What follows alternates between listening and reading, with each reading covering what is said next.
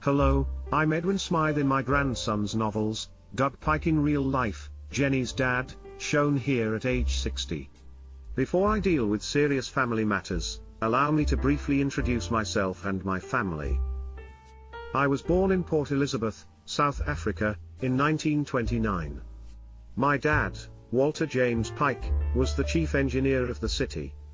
He was born in London, England, in 1896, to parents who owned a confectionery store there. My mom, Lena Louise Gathercole, was born in Africa, in 1898, to a well-known Methodist reverend who'd come to Africa from England in the 1870s, and his wife, Rose French, also from England, whom he'd met and married in Africa. Curiously, all four of their daughters had only French names, but their son had English names. Mom often alluded to her family's distant French roots, but I don't remember much, though she was proud of her old French silver and amethyst engagement ring, an heirloom ring passed on down through her family, dating back more than 200 years. After high school I trained to be a tanner, and rose rather quickly through the ranks to manage Western Tanning in Wellington, situated in the beautiful Western Cape's wine lands, an area where most of the fleeing French Huguenots had settled upon their arrival in Africa. Quite by chance, or maybe not. Both my daughters were educated in a one-of-a-kind school, Huguenot School in Wellington, which was founded in honor of the French Huguenot refugees fleeing religious persecution in France by the Sun King, Louis, and his Catholic cardinal, who didn't want any Protestants there. They had settled in that area of the Cape of Good Hope, almost 3 centuries ago, starting the wine industry there with cuttings they'd brought with them from France.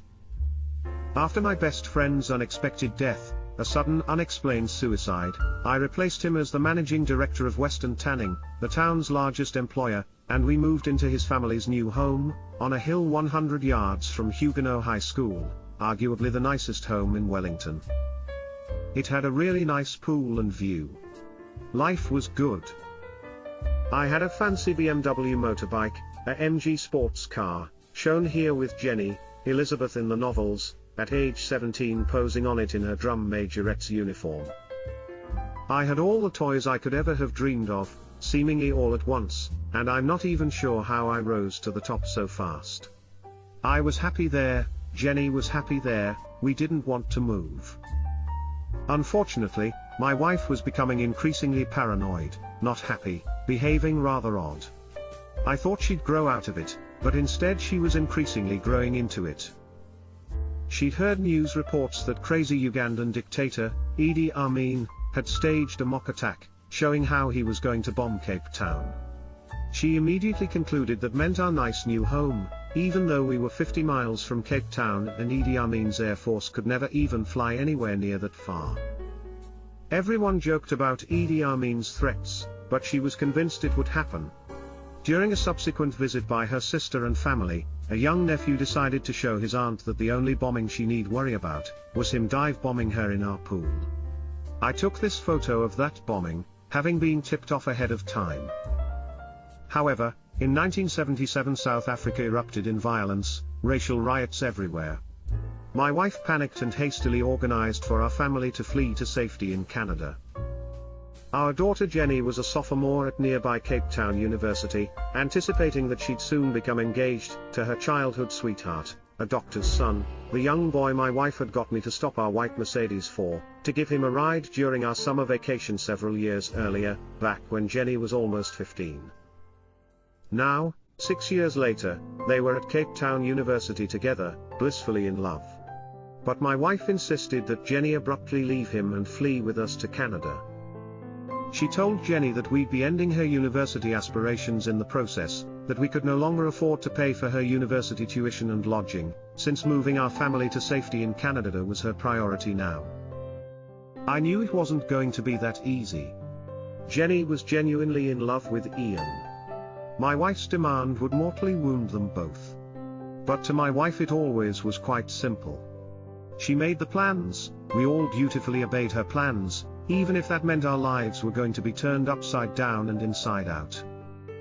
In her mind we were her subjects, she was the queen, though curiously that didn't make me the king. I'd never been made to feel like a king, just another one of her slavishly loyal subjects, but perhaps I was like King Theoden of Lord of the Rings. Jenny was our princess. The golden girl, a perfect daughter, an overachiever in everything her mom ever got her to do. We were very proud of her. She was perfectly compliant, and eager to please daughter, mother's yes girl. I was fond of Jenny, and she was fond of me. She'd never been a cause of stress for us. On the other hand, her younger sister Linda, shown here in red, was, well, there's really no gentle way to say this, she was a problem child from birth, definitely not princess material, a real challenge to us as parents, always.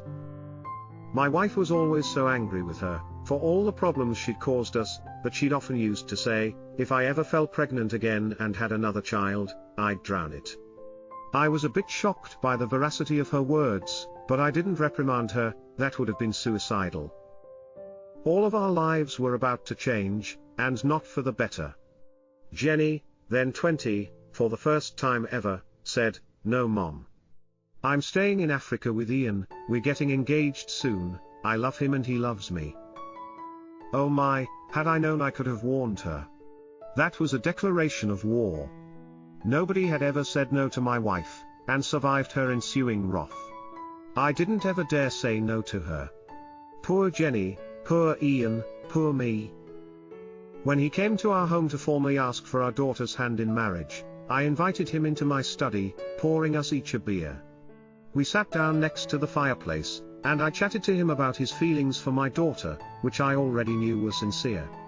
Ian came from a good family. His dad, a doctor, and I, got on very well. However, he outranked my wife, and she was scared of him. He emboldened me, as did the beers we often drank together. Ian told me that he had his dad's blessing, that being a poor student, his dad had sent him money to buy Jenny's gold and diamond engagement ring.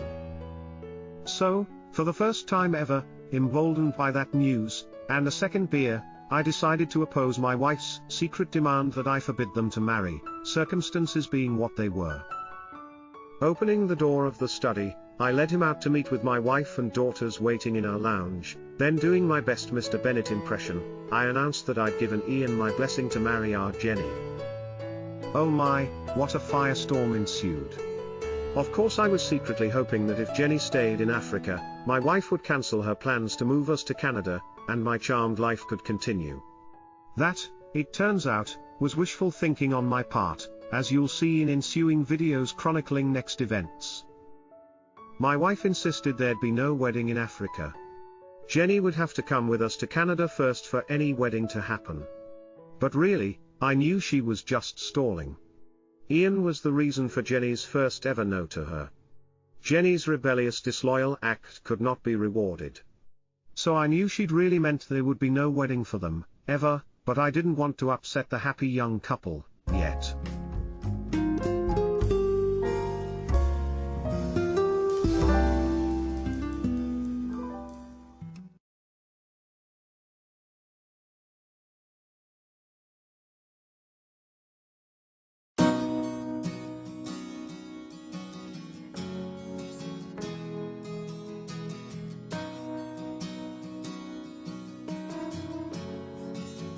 Welcome. I'm Jennifer, known to some as Jenny, and others as Jen. In my son's novels, I'm Elizabeth, Africa's Snow White, and you're about to find out why that is. The next few videos were tough to reenact. They easily qualify as retelling some of the most traumatic, tragically sad, yet poignantly beautiful moments of my young life, till age 41. That said, I'm 65 now, in 2022, so I've experienced more of what life had in store for me, but I think you'll understand where I'm coming from as these stories unfold. Ian was doing well in his IT career, and so he'd bought me this lovely home, at the edge of Calgary, in a prestigious community known as Bearspaw, where oil company executives and their families often lived, all in nice homes, on 2-acre lots, with exclusive golf courses and country clubs. That may all sound wonderful, enviable, even dreamy, but for me it was not to be. Life was about to take an ominous turn, and, as usual, the catalyst for all of the drama was my mother, who had long since been determined to make my life miserable, and she was about to up the pressure. She's Constance, in the Africa's Snow White novels, and thinks of herself as the queen of any story, not just this one. My new home was everything I could have dreamed of, back then. It even had a stream flowing into 3 heart-shaped pools at the side of the house, and sitting on the deck there, the sound of the water in this little bubbling brook was very relaxing. That was all about to change. My mother had taken a hard line against me marrying Ian, starting way back in the mid-70s, so in 1979 I ran away from her in Canada, back to Africa, at almost 23, and married my childhood sweetheart anyway. As you can see, I had no expensive wedding dress, and my mother had seen to it that no family would attend our wedding, but we had a happy, memorable wedding anyway. That made her even more determined to control my life and reverse my rebellious decision. This was now 1997, some 20 years later. Sadly, she never changes, even when she's dead wrong on any issue or cause, and only doubles down over time. Hoping to change all that, I said to Ian, how about we invite my parents to visit us here for a weekend, so I can show them our new home? He looked a little worried, so I quickly added, just maybe she'll see that we're doing well, be impressed and relent. Ian reluctantly agreed, and so the stage was set for a lot of drama that would ultimately end with us losing this lovely home. The invite was issued, and since I'd indicated that I had a big surprise for her, she may even have thought that finally her fondest wish was about to come true. On Saturday morning, they arrived, stopping in the circular driveway in front of the entrance. Ian and our sons were waiting to greet them, and ushered them into where I was waiting, just inside of the main entrance, in the great room. Clearly Mother was shocked. Her fondest dream of splitting us up had just been dealt a serious setback, as to anyone it was plain to see that our family was flourishing. She stood there, her arms tightly folded across her chest, looking up and around, almost ignoring me, and promptly said to my dad, "Doug, please take me to a motel, we can't stay here." My hope that she'd realize ours was a loving, successful family, despite her opposition, was unraveling fast. Fortunately Ian had already placed a cold beer in my dad's hand, and they were at least toasting our success, but not her. She never said anything nice, in fact she said nothing to even acknowledge our new home or our family's obvious success. She just followed me into the kitchen and immediately started telling me how she was skinnier than me, and taller too. Being a little flustered, I replied, "Oh Mom, at 5'4", I've long since learned to accept that most people are taller than me, and I'm okay with that." Then added, "Here, take a look at my latest cookbook, it's for people who want to lose weight and eat well whilst doing so," but she showed no interest and promptly went to see where my dad was. My high hopes for their visit with us, in our new home, had fallen apart spectacularly, and the worst was yet to come. Ian's large oil company had publicly announced that massive layoffs were imminent, and stressful as that all was for us, having just bought our new home and acquired a huge mortgage, my mother was determined to make that a lot more stressful. Soon after returning home, she called Ian's company's switchboard, saying that she was Ian's mother-in-law and whilst he was away on a business trip, she needed to urgently speak to his boss. Thinking it was some kind of family crisis, they put her through to Ian's boss. When Ian returned from his business trip the next Monday morning, he was summoned to his boss's office, told to close the door and sit down. That night when Ian arrived home from work, he announced to me, making supper in the kitchen, "Jen, you're not going to believe what your mother's done. I've invited my boss and his wife to come and have a beer or some wine with us here, so that you can hear it all from him firsthand." Obviously I wasn't going to wait till then. "Ian, please tell me now. What did she do?" I said, whilst putting the icing on the cake for our dessert we were to enjoy later.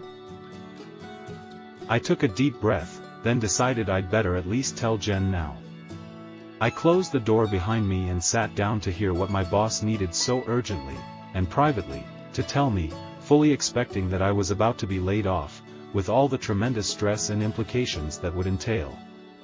But then instead he looked at me and said, "Ian, I've had to deal with a difficult mother-in-law throughout my marriage, but now I've had to deal with yours too. You and your wife sure have my deepest sympathies."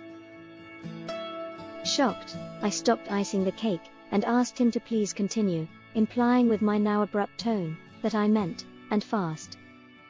Sensing my impatience and my need to know, Ian went on.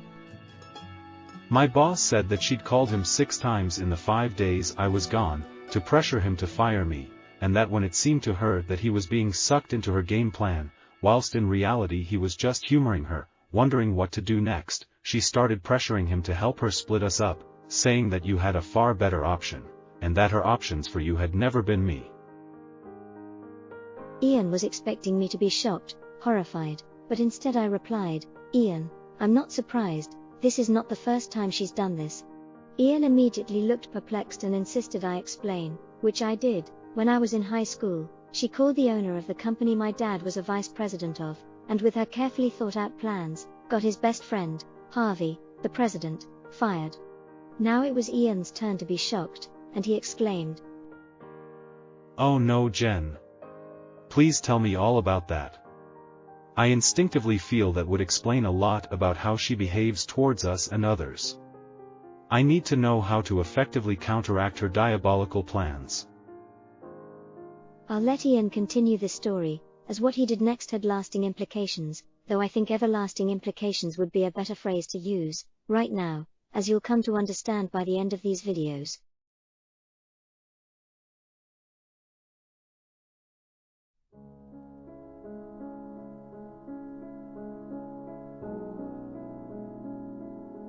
Now it was time for me to get Jennifer to remember as much as she could about how and why her mother had gone about getting the president of the company her dad was a vice president at, removed from that role. I poured us each a cold beer, to calm us down, and proceeded. "Jen, how do you know your mom got Harvey fired as the president of Western Tanning? Please, I need to know as many details as possible, so that I can, as an independent analyst, put the pieces of that puzzle together, as I'm sure it has tremendous relevance for us now." I stopped to take a sip of my beer, reflecting, wondering what to tell Ian first, then proceeded. I was in grade 12, in early 1974, and as you'll recall, our home was the second home up the hill from my school, barely 100 yards away. So I always walked home for lunch, generally meeting my mom in the kitchen, ready to dish up for me. But when I opened the front door, I found my mom on the telephone in the hallway, talking forcefully, rather urgently, to someone. I soon figured out, she was talking to Aaron Searle, the owner of Western Tanning. She was so engrossed in the conversation that she didn't even notice me, as I stood there waiting patiently for her to finish, next to her, listening to the conversation, rather curious about what was being said. I interrupted, now eager to know exactly what her mom was saying to the owner of Western Tanning about Harvey, as obviously a similar script had just played out with her calling my boss at Petro-Canada, only I was now the unwitting target of her plots and schemes, so I asked, "Jen, what was she saying to your dad's boss? I mean, just last week she reused her plot from some 23 years ago, probably hoping for the same result." My mom told Aaron Searle, the owner, that for the last year or more, all the impressive company results that were being attributed to Harvey were actually the work of my dad, since Harvey was incapable of doing anything much, and my dad, his best friend, had been doing his work, as well as his own.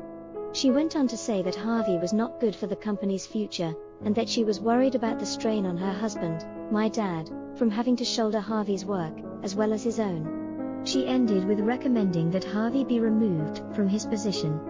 Also she said that all my dad's hard work proves that he already knows how to manage Western Tanning's business well, and that he's proved he can be an effective president.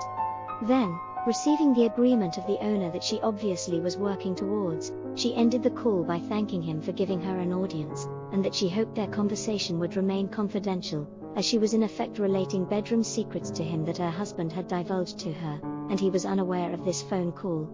He reassured her, and the call ended on that note.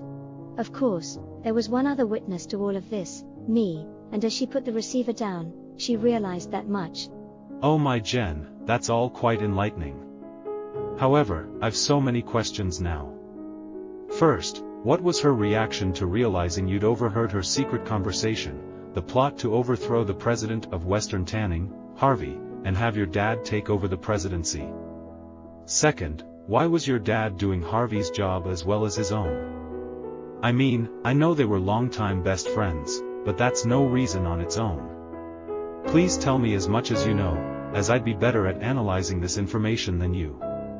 You're her daughter and have always accepted whatever she does a lot easier, without too much pushback, accepting whatever she does, says, or believes, as normal, when clearly it's almost never normal. Third, does your dad know how he became the president of Western Tanning? Lastly, have you ever told anyone else about any of this? Especially your dad? When she ended the call, turning around, realizing I'd overheard her plots and schemes, she looked shocked, but immediately recovered, saying, "I've done what needed to be done, and you, my girl, had better learn from me. One day you'll need to do the same for your husband, as they don't have the guts to do it for themselves and their families." As to why Dad was doing Harvey's job too, well, that's a sad story. As you may recall, they were living in the best home in Wellington, the home just above the high school that became ours, and he was the president of the town's biggest employer, Western Tanning, where my dad was his right-hand man. Then tragedy struck. Their 7-year-old little boy, Howard, their firstborn, took ill, and after a long illness, died of leukemia. They had 2 little girls as well. The oldest was Bridget, the youngest, Ingrid, but the tragedy of Howard's untimely death really got to them both. His wife became an alcoholic, had an affair with a local mechanic. This all took a toll on Harvey's health, physical and mental, but he still had his home, his job and his best friend, my dad, to lend him support. But before that, after Howard's death and the ensuing family problems, they were all obviously miserable living in their nice home, surrounded there by all those, and now, newer bad memories. Sensing an opportunity, the first of my mom's plans unfolded. She convinced my dad to approach Harvey with her idea. Being a company town, there was nobody else who'd be able to afford to buy Harvey's family's home, so why not swap homes? Then they could have a nice home with no ghosts or problems associated with it, and just maybe get off to a fresh start. Of course, we'd then have the best home in the town, though my dad would not, yet, have the top job that was left for plot number 2. Jen, that's way more dramatic than I could have imagined, but before you answer my other questions, I need to know how things worked out for Harvey's family, as I'm beginning to feel very sorry for them, unaware as they were in their grief that your mom was plotting their demise. Okay, I was saving that for later, but I may as well tell you now. We swapped homes with them, and they tried to make a fresh start in our old home, but that happier ending proved elusive. His wife ultimately ended up running away with the mechanic she'd been having an affair with, I'm presuming to get as far away from the scenes of her grief as possible, leaving Harvey to take care of their 2 little girls, alone, still struggling with his grief, and now his wife's disappearance too. To make matters worse, just before a crucial business trip, overseas, my dad was leaving on, to try and save Western Tanning from one of Harvey's miscalculations. My mom engineered a fight between the 2 old best friends, and while my dad was gone, made that fateful phone call to the owner of the company. By the time Dad returned, Harvey, sensing that everything he'd thought he still could depend on, was now gone, sat down and wrote a letter to each of his 2 little daughters, to be opened at age 16. Then he went into my parents' master bedroom, put a gun to his head and committed suicide, all the while thinking that my dad had obviously betrayed him, as there was no other possible explanation. Of course I knew the truth. My dad had not betrayed him, or plotted his demise. My dad returned from his overseas business trip, and the local police asked him to identify the body. Dad was devastated. My mom was smugly proud, just wanting to get on with her new life at the top of society in Wellington, wanting to forget about Harvey and his family. Oh no. That's terrible. I have to know, whatever happened to Harvey's 2 little girls, Bridget and Ingrid? I mean, for all intent and purpose, they were now orphans. Please reassure me that they at least were rescued. I really don't know, Ian, as my mother enforced a strict policy of never discussing Harvey or his family ever again, with each other, or others, and as you know, she's ruthless when anyone disobeys her, so we all just simply got on with our new lives. As to your earlier question, my dad still does not know about my mother's phone call to Aaron Searle, the owner of Western Tanning, and I doubt the other 3 board members knew, or if they did, they never told him. So he's still in the dark. He has no idea what pushed his old best friend over the edge, and how he became the president of Western Tanning. Mother knows, I know, and now you know too, and of course, Aaron Searle knows. Jen, I'm shocked. I don't think I'll have a restful night's sleep ever again, until I find out what happened to Harvey's 2 girls, presumably still back in Africa. Are you on board with me on that? I'd like to launch an investigation. Who knows what else I'll find? Also, why didn't you tell me about this before? Until Mother called your boss at Petro-Canada, also to get you fired, and it seems, to enlist his help in splitting us up. All of this has remained, well hidden, in the recesses of my brain, held there securely, till now, with a top secret label, never to be revealed to anyone. Till now, I'd never even thought of any of those tragic events, certainly not with an adult brain, so only now, as I've recounted those events to you, can I see their significance, both for what unfolded way back then, and also what's happening to us now. So, yes Ian. You have my full support to do whatever it takes to solve the mystery and wrap up its loose ends. Go for it. Jen, this has been emotionally exhausting. At the risk of sounding a bit like Inspector Columbo, just one more question. After your mother had engineered all of that, like Lady Macbeth once did, her getting your family the castle and installing your dad as the king, so as to say, was she happy? Did life improve for her? I only ask because I distinctly recall she became quite paranoid whilst living there, from 1974 till they left in 1977, and even afterwards. Our new home was, for my mom, not a happy home. I recall her being much happier in our old home. She grew increasingly restless, thinking that it would all be taken away from her, so that we all must flee to safety in Canada to preserve our new lives, our wealth and also for our safety. So it was that 3 years later, in 1977, my mother forced my dad's hand, and ultimately mine in 1978, to seek refuge in Canada. He didn't want to go, I didn't want to go. That forced move caused a lot of unhappiness and was extremely stressful for all of us, for you too.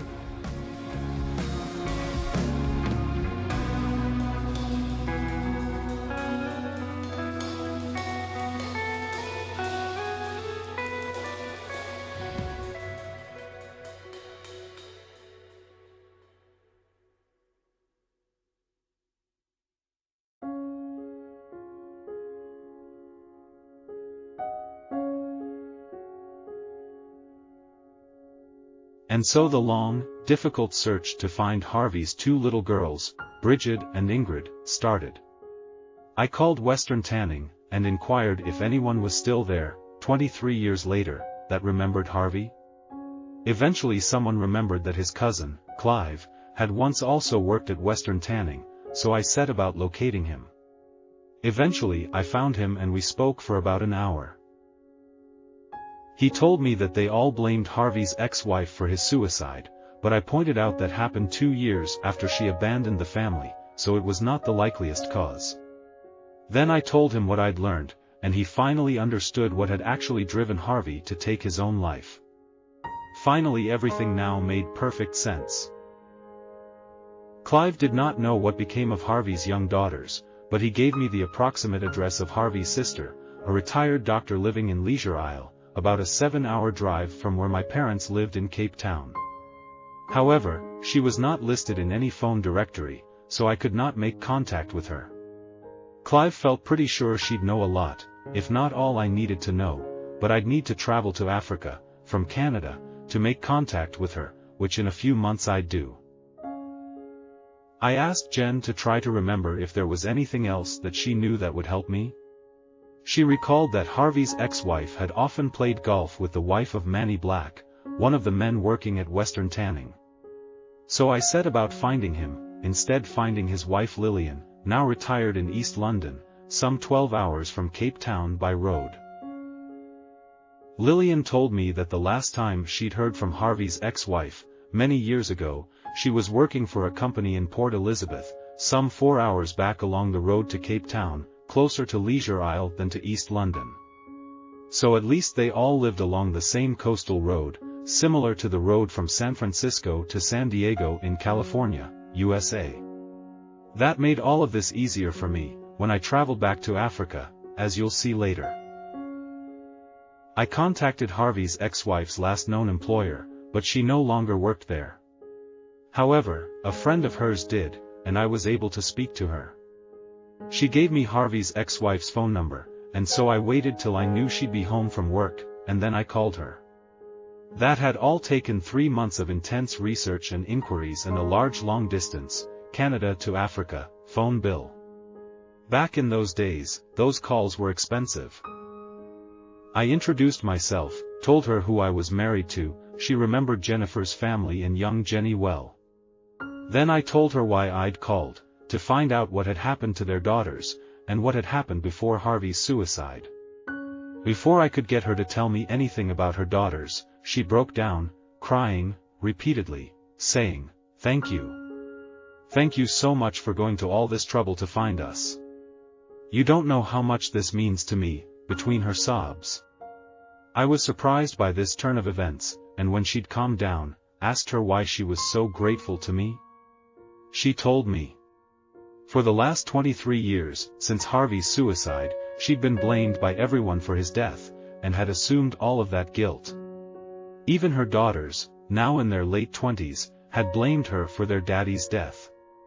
But suddenly now it was clear to her, as it was to Jen and I, also Harvey's cousin Clive, that was not the reason.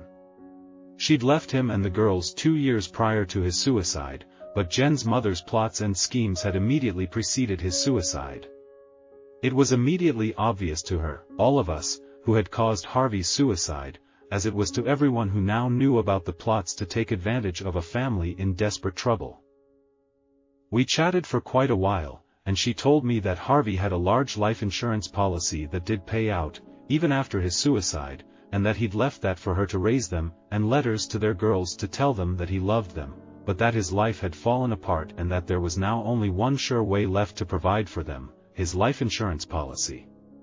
He'd also written her a short letter, telling her that by the time she got his letter, he'd be dead, and that she must come and fetch their daughters and raise them with the funds from the insurance policy.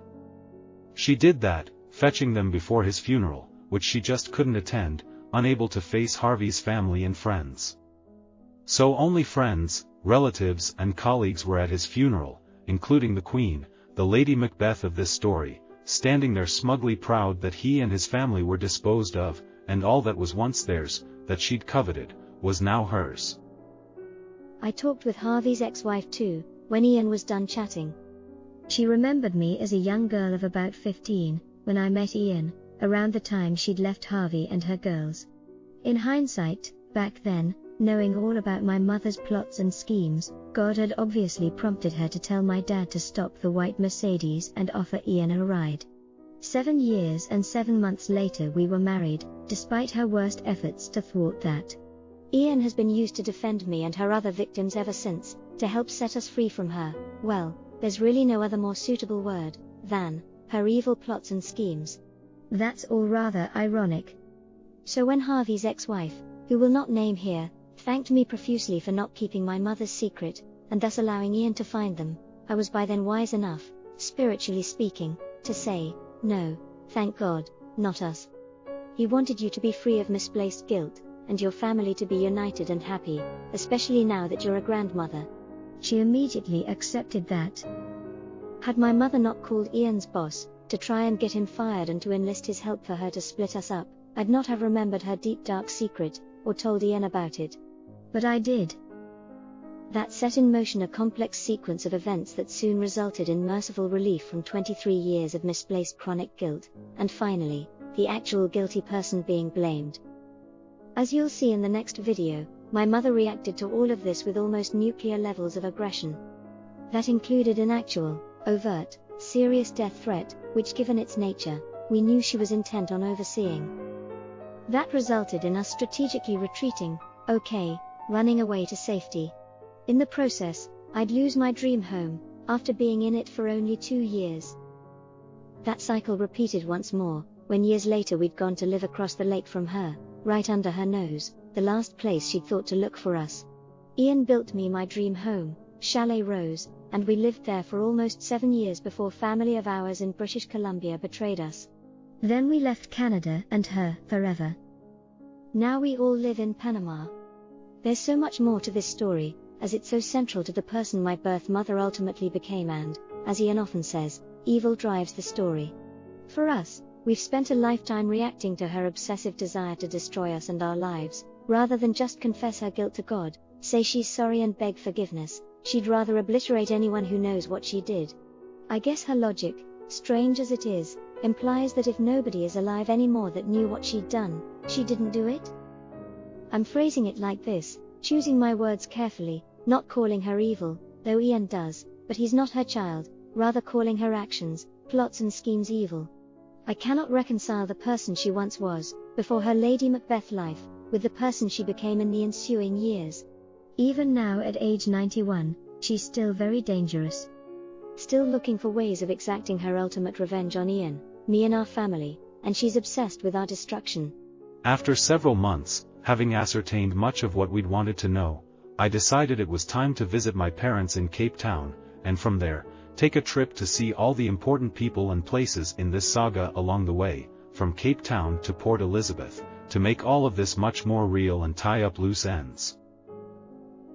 The problem was that South Africa was still mired in the aftermath of a civil war in which often as many as 10,000 people were killed each day, so it was going to be even more dangerous than usual. But I had lived there, once upon a time, and I thought it was a manageable risk. My dad lent me his car and his Browning automatic, just in case. Along the way I stopped to revisit and photograph the Wilderness National Park areas, where Jen and I had met and enjoyed so many summer romances, only she wasn't there with me, which made me feel quite sad. We've never been back there, as a couple, since we left South Africa for Canada in 1979. When I arrived in Leisure Isle, contacting an old family friend who my parents told me now lived there, I found that Harvey's sister, the retired doctor, had died just a few weeks earlier, so that visit never happened. I'm sure she would have filled in a lot of gaps in this story.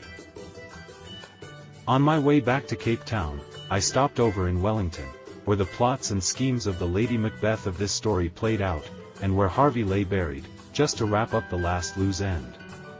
I wasn't prepared for what I found. Harvey was cremated, and buried in the same grave as his little son who died at age 7, Howard. That really drove home the immense pain and sadness that their family had endured. I returned to Canada and my family, still living in our new dream home for a while yet, to report my findings. Meanwhile, unbeknownst to us, one of the people I'd met on my journey, that knew Jen's mother and kept in touch with her, had alerted her as to what I was doing, and she was furious. Her plots and schemes now went into overdrive, taking an even more sinister turn.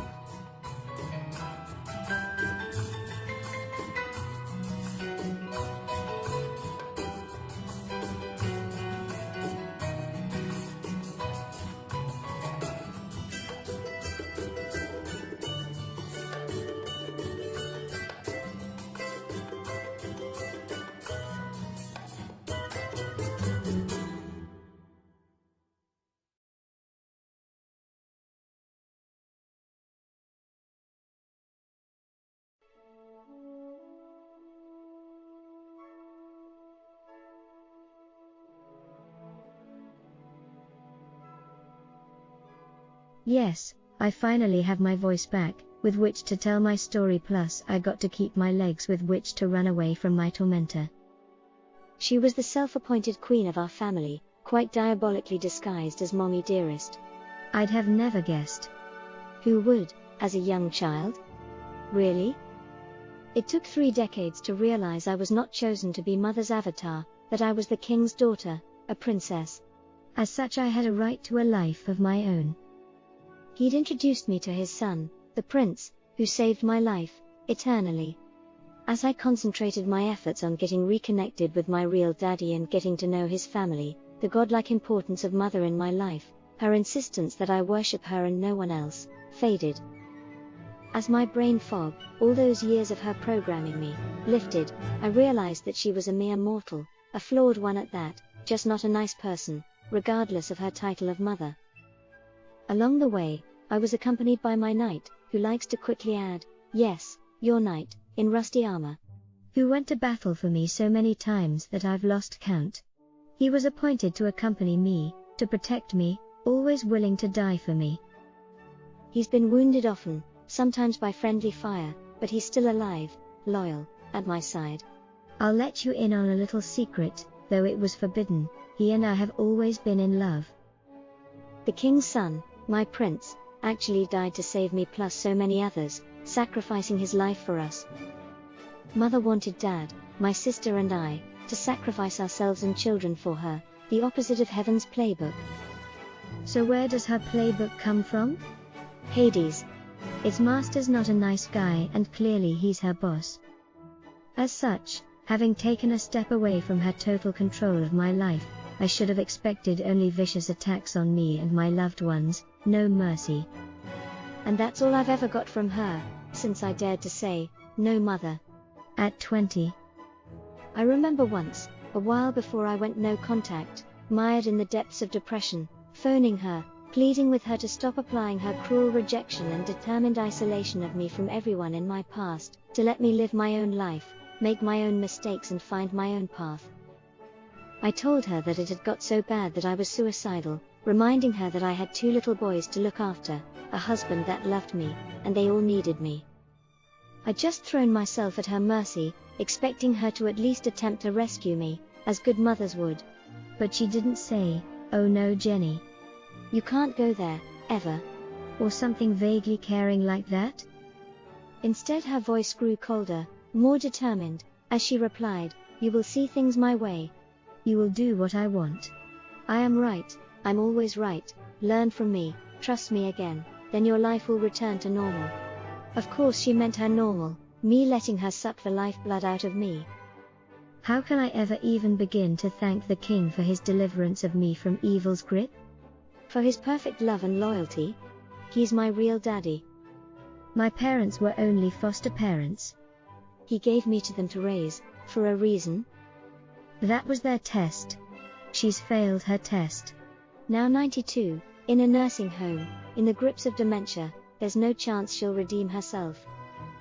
I take solace from the fact that at least my dad and sister partially redeemed themselves, as well as could be expected given the constraints they'd placed themselves under by handing her control of their lives. That made them zombie-like. My dad was like King Theoden of Lord of the Rings, under the wicked spell of worm tongue. On Sunday, the 24th of August in 1997, at our home in Bearspa on the outskirts of Calgary, after a long isolation from us, Dad drove up our circular driveway, alone, having driven many hours, and parked at our front door. I woke Ian from his deep afternoon slumber, in a panic. Groggy, he went to the door to meet him on our deck, rather than invite him in, yet. I stood with the door slightly ajar, my ear pressed to the gap, wanting to hear why he was here. With uncharacteristic bravado, he immediately delivered a death threat to Ian, telling him to back off investigating Mother's past, immediately, or else. Ian calmly replied, "What makes you think God will allow your plans to succeed?" Before a now clearly flustered Dad could respond, I stormed out at him, angrily shouting, "How dare you come here threatening my husband's life? That's evil, how dare you? Shame on you, Dad, shame on you." He was shocked. The script he'd been given by Mother, yet again, wasn't playing out as she'd wanted it to. His feeble response? "Jenny, I'm your dad, I'm 68, you have to respect me, as your elder and your dad." "I'm not evil." My response, now on autopilot, still angry, "You may not be evil, Dad, but you've sure done a lot of evil things at Mother's insistence. When are you going to stop following her evil commands?" He didn't refute my claim, instead he immediately asked, "But why is she so upset?" "What have you found out about her past that's infuriated her so?" That confirmed who sent him, and why. Ian replied, "Doug, she called my boss trying to get me fired and his help in splitting us up. As a result I found out she'd got your best friend, Harvey, fired plus caused his suicide, which is when and how you became the managing director of Western Tanning. You then assumed his title, took over his home and life, with all the many perks you'd enjoyed subsequently. That left his 2 little girls all alone, possibly orphans, since their mother had abandoned their family 2 years prior." Angrily he shouted, "You're a liar. A bloody liar." Ian calmly replied, "Doug, ask Jenny, she's the only one with that knowledge, she won't lie to you." He looked me straight in the eyes, asking, "Jenny, is this true? To which I replied, "Yes, Daddy, it's true. I witnessed Mom's phone call to Aaron Searle, the owner of Western Tanning, engineering Uncle Harvey's demise and your ascension to power." Dad broke down, crying, sobbing pitifully. I led him to the swing bench, sat down next to him.